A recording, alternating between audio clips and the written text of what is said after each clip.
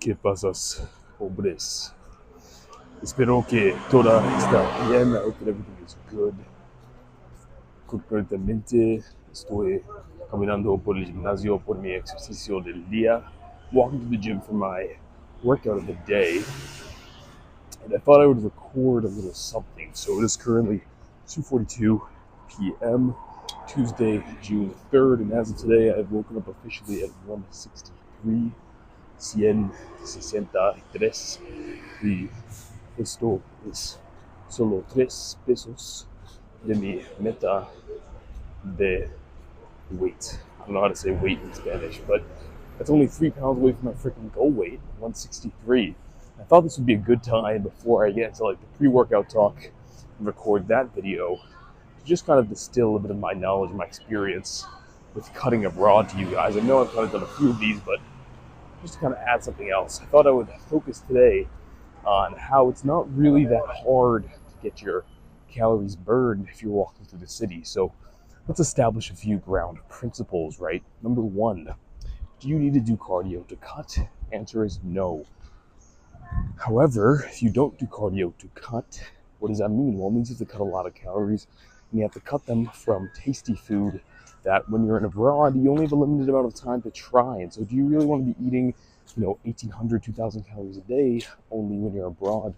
When you could be eating more and actually enjoying the freaking food, maximizing su tiempo, su time, right, su vis, in another country while just walking more to make up the rest, right? And so to give a mathematical number in the middle, right? A step, un pesa, or paso, right? Un paso burns quemar más o menos 0.04 calories, right? So one step burns about 0.04, 0.03, 0.04, go towards the latter siguiente part of that if you're kind of, maybe a guy, bigger guy, whatever, leaner. But let's say you're burning 0.04 calories per step. What does that mean? It means in 100 steps you burn 4 calories, in 1,000 you burn 40, and 10,000 you burn 400. Let's focus on that 10,000 mark there. So for me, if I am walking, si estoy caminando a un speed muy rápido, if I'm walking at a fast speed, let's say, I don't know, just actively thinking about walking, I'm like, my strides are a bit longer, whatever, I can get through about 10,000 an hour. That's about where it kind of caps out for me, maybe like 8,000 an hour, but give or take something like that, right? And so what does that mean? It means that in give or take 3 to 4 hours, I can have burned 30,000 steps. That means that if I walk an hour in the morning, an hour in the middle of the day, and an hour at the end of the day, that's 30,000 steps. That's 400 calories times 3, right? Because 30,000 divided by 10,000 is 3 times 400, which is the amount of calories you'd burn in 1 hour if you walked 10,000 steps. 1,200 calories worth of calories, right? Burned just through walking. Solo por caminando, right? And if you're trying to burn 1,000 calories a day, which is a lot, that's 2,000 loss a week, especially a lot if you're abroad. That's what I'm trying to aim for. I think it's been working, but really I could do even less. I've been here for 6 weeks. I don't got to push it. 500 a day is a pound of loss a week, right? Which is substantial. A fat loss, obviously, right? Everything going well. But if you're doing 1,000 a day deficit for 2 pounds of loss a week, if you're walking 1,200, you get to eat 200 more than your sedentary rate of caloric burn, which for me is like 2,250. So I can be eating 2,450, and that's not BMR, by the way, it's sedentary, so not like comatose, still like sitting around doing your daily tasks and stuff, right? But again, that's like 2,450, give or take 2,500, that you can easily partition across 3 to 4 pretty substantial meals. And if your goal is to try all the local dishes, man, you're gonna have a field day. You're gonna be able to try everything you freaking want to, and still reasonably be able to continue your cut and get through your days successfully, right?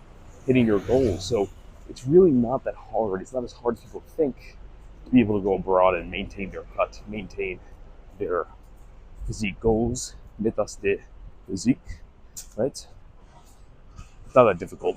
Not that difficult if you freaking think about it and use your head a bit and actually calculate it. And so I'm trying to help you guys do just that. So what else though? Let's say you're like, okay, I have a long day of walking ahead of me. I want to try a bunch of stuff. I want to try these meals.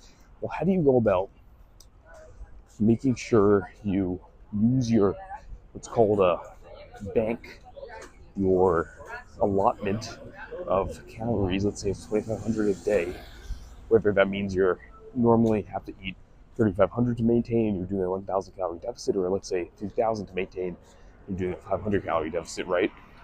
If you want to eat 2,500 a day, or even just maintain over vacation, that's fine too. If you want to maintain, that's awesome, because then if you're walking 3 hours a day plus whatever your sedentary burn, you can eat 3,500 calories a day of food and still maintain weight. That's a lot of freaking food, man. That's crazy work, right? That's the goal out of this cut. But okay, how do you do that? Well, first things first, overestimate. That is the grounding principle by which I personally go about calculating my caloric allotments through my meals I eat, right? So if I sit down for a place and I have like a small drink, maybe it's like a horchata, which is like basically like seed water. Sounds nasty, but it's pretty good. Kind of like, they have horchata in the US, but it's different. Here, it's not with the rice. It's like, almost like a almond water with, it's different though, with like a bit of sugar. It's very good. But that's like, that'll run you about, for 320 mils, but 1.3 cups, something like 160 to 200 calories, right? So if you're doing that, and then you have like a little croissant or something with it, it's like 300, round it up, man, 500 right there, bam. Don't round down, don't try to calculate it to the T, because likely if you do that all the time, you're gonna get into a habit of cutting things down a little bit to make them round into nice numbers, and then before you know it, right, soon enough, tan pronto, I think that's soon enough, you're gonna be basically underestimating your calories for all your meals of the day, for the whole day, and then the whole week, and then you're gonna be freaking not hitting your goals, right? So overestimate. If I sit down having a big meal, 800, 1,000 easy. I don't care if it's even like half a meal, 8,000 or 800, 1,000. The second thing is, don't feel like you always have to finish all your food, right? Eat slowly, enjoy it. This is something I think I get into the habit of or what I've gotten into the habit of during my cut, is really listening to my hunger cues. If I sit down for a meal, and I'm full halfway, 2/3 through, that's perfect. I mean, one, it means I can maybe even take some back with me. Most places you can ask for a takeout dish. And there you go. Now you don't have to buy another meal for who knows when you next eat. Right? You have a snack for the next day, right? Not a midnight snack. Those are tricky. Those are devious. Yeah. But, or it means, guys, just leave a bit on the plate, man. No one's forcing you. No one has a gun to your head telling you gotta finish it. Right? That is really, ultimately, a really bad habit that a lot of times is kind of pushed on by parental practices during childhood, right? Like, you gotta finish your food, you gotta do this. Because if a kid is full, they're full, right? Making them do anything else, forcing them to continue eating is only going to form these bad habits over time, right? Last thing is this. When you go out to, oh man, I'm losing my train of thought. I had this all planned out, right? Or it's not true, but I had thought of this next point. I'm trying to remember. Oh yeah, here we go. There is often, especially in countries that are non-Western and a bit less developed, doesn't really apply to Spain, but it does in some aspects actually, even for countries like Spain, right? Países con or similar a España or Barcelona, see? Con frecuencia, often traditional popular dishes are cheaper. So if you come here, for example, to Spain, you can get these like 3 croissants for like a euro 50, which is insane. So, ¿por qué de eso? Porque de eso razón es muy común que cuantos estas personas, right, it's very common that when these people travel to these countries, foreigners travel to these countries, right? For example, like right here, guarantee if I were to go into that pasteleria, that pastry shop, I could find like 3 croissants for nothing. Well, it's very common if I were to do that, week after week, I'd be like constantly feeling like, oh, I gotta buy that, I gotta buy this, it's so cheap, it's so much cheaper, it's a deal. And then guess what? Before you know it, you're eating, 2, 3 croissants every 2 hours. course you're gonna freaking gain weight. It'd be impossible not to. So don't feel like you gotta eat more just because it's cheaper. That said, I'm already close to the gym. I gotta cut this short, get to my actual workout. But I hope those tips help you guys, stay on track. So to summarize it, one is calculate your caloric allotment, walk a lot. Per hour, you're probably burning 300 to 400 calories walking if you're walking about 10,000 steps, right? So get yourself a watch like this that tracks it. I aim for 30 to 35,000 a day. For me, that's usually about 1,200 to 1,500 calories burned walking. Second, eat as much as you want, nothing more. Don't feel like you gotta keep eating. Overestimate your calories when you do eat out, right? And then three is just, guys, don't buy everything in sight and feel like you gotta eat everywhere, right? Have a list of things you want to try. Pay more for the higher quality stuff. Maybe you can just, in that way, eat less. You don't have to eat the super cheap stuff just because it's available. Especially if you go to a country like Argentina, that's like really, really cheap food-wise, man, you're just gonna have a field day. That's what happened to me. So use your head, don't let it happen, and I'll catch you guys in the next video.